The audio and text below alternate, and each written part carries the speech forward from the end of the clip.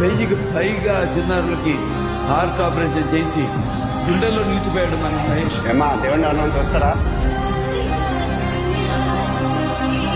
దేవుడు స్వామి.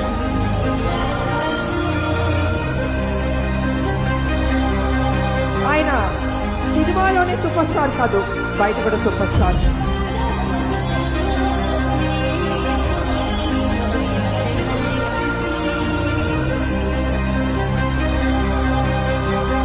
అంటే మాకు డబ్బులు ఉన్నాయి, సో మాకు ఓకే.